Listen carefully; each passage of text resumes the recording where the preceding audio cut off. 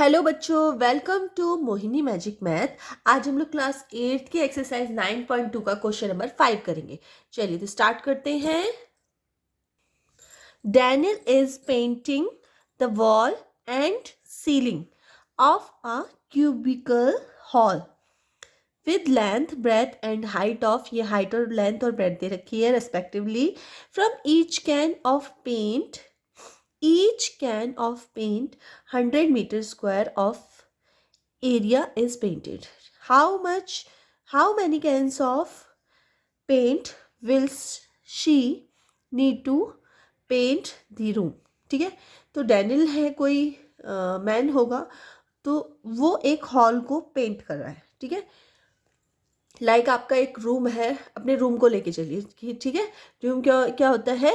क्यूबॉइडिकल होता है। ठीक है, तो रूम है, रूम की जो लेंथ है वो 15 मीटर है, रूम की ब्रेथ जो है वो 10 मीटर है, और रूम की हाइट 7 मीटर है। ठीक है, अब उससे ये बोला है कि एक तो वॉल्स में वो करेगा। वॉल कितनी होती है अगर हम देखें तो वॉल हमारी होती है, अगर हम रूम में आप बैठे होंगे 4 वॉल्स होती हैं। ठीक है, और ऊपर वाली छत को क्या बोलते हैं? जहाँ पे हमारा फैन लगा होता है उसको हम बोलते हैं सीलिंग। ठीक है, और नीचे वाले को बोलते हैं, जहाँ हम खड़े होते हैं उसको बोलते हैं फ्लोर। तो उसने बोला है फ्लोर पे तो हम पेंट नहीं करते हैं ना, नॉर्मल सी बात है, हम वॉल्स पे एक तो पेंट करते हैं और ऊपर सीलिंग पे पेंट करते हैं।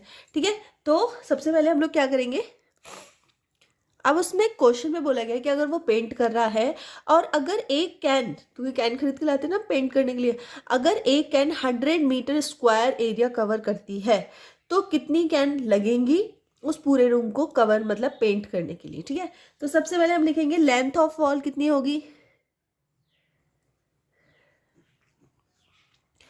लेंथ ऑफ वॉल ये कितनी दे रखी है? 15 मीटर।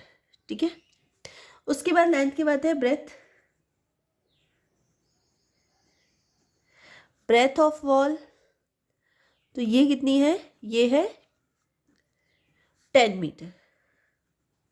उसके बाद है हाइट। हाइट ऑफ वॉल तो ये हमारी है कितनी? ये हमारी 7 मीटर।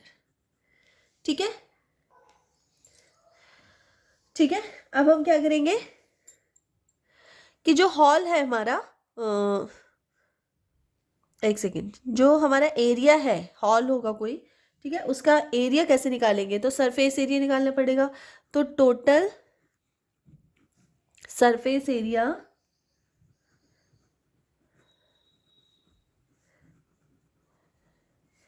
एरिया ऑफ हॉल, ठीक है, या वॉल्स बोल सकते हैं, तो कितना होगा? सबसे पहले 4 वॉल्स, 4 वॉल्स मतलब आमने सामने की जो वॉल्स होती है वो इक्वल होती हैं, है ना, तो इसका मतलब 2 ब्रैकेट। अगर हम वॉल्स की बात की जाए तो मैं यहाँ पे छोटा सा पहले एक फिगर बनाऊंगी। ठीक है, यहाँ पे बना लेना चाहिए हमें एक फिगर, इस तरह से मैं ले लेती हूँ। ठीक है, ये हो गई इसकी लेंथ, और ये लेंथ कितनी है? 15 मीटर। ठीक है, और अब आ जाते हैं इसकी ब्रेथ की बारी, तो ये इसकी ब्रेथ हो जाएगी।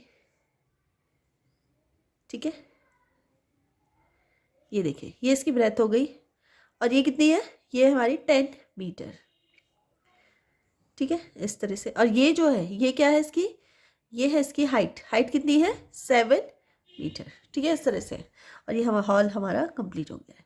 अब ये क्या है? ये है आपकी सीलेट, या मैं लिख देती हूँ सीलिंग, ये सीलिंग है। ठीक है, तो वॉल्स हमारी इक्वल हो गई। अब एक बात बताइए, अगर मैं वॉल की बात करूँ तो अगर ये लेंथ है तो ये भी लेंथ होगी, ये भी 15 होगी, और ये वाला कितना होगा? ये 7 होगी, ये भी 7 होगी। ये अगर 10 है तो ये भी 10 होगी, ये 10 है तो ये भी 10 होगी, ये 15 है तो ये भी 15 होगी। मतलब आमने सामने वाली लाइन्स हमारी इक्वल होती हैं। इसके सामने वाली 15 ये है और इसके सामने वाली ये है, तो ये भी 15 होगी। इसी तरह अगर ये 7 है तो ये 7 होगी, ये 7 होगी। ठीक है, ये 10 है, ये 10 है, तो फिर ये भी 10 होगी। तो ऐसे देख लेते हैं। अब हम सबसे पहले इस फेस की बात करते हैं, इस वॉल की बात करें। इसके सामने वाली wall same as it is same ही होगी, तो इसके ये वाली वॉल क्या क्या ले रखा है इस वॉल ने?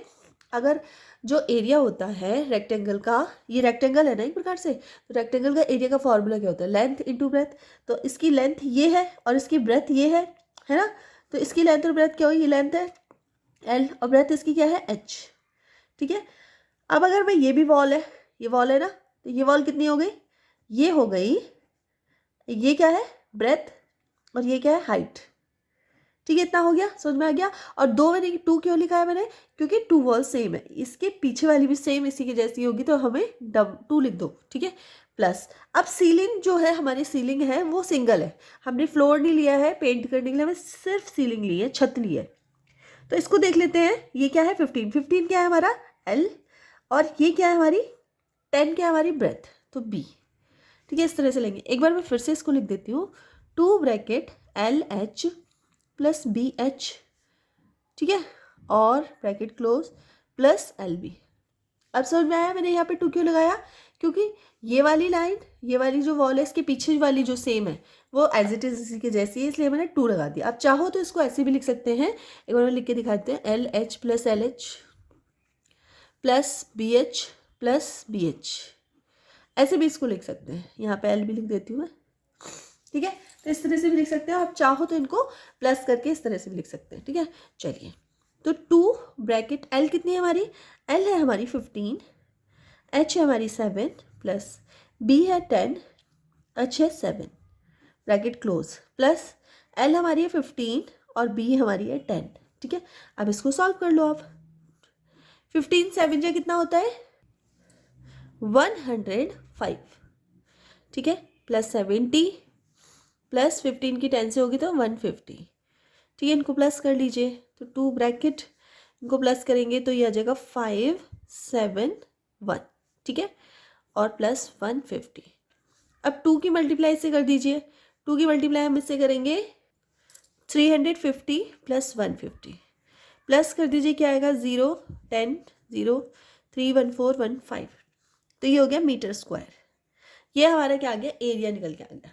अब हमसे अभी एरिया नहीं पूछा गया, हमसे पूछा गया है कि जो कैन पेंट करनी है वो कितनी की लगेंगी। तो सबसे पहले हमें ये पता होना चाहिए, जो कि हमारे क्वेश्चन में दिया गया है, कि जो पेंट है वो one can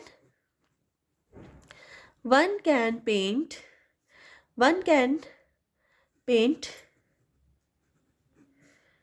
area is equals to 100 metre, 100 actually ये 100 मीटर स्क्वायर, ठीक है। तो फिर हम क्या करेंगे, रिक्वायर्ड नंबर ऑफ कैन्स कितनी लग जाएंगी,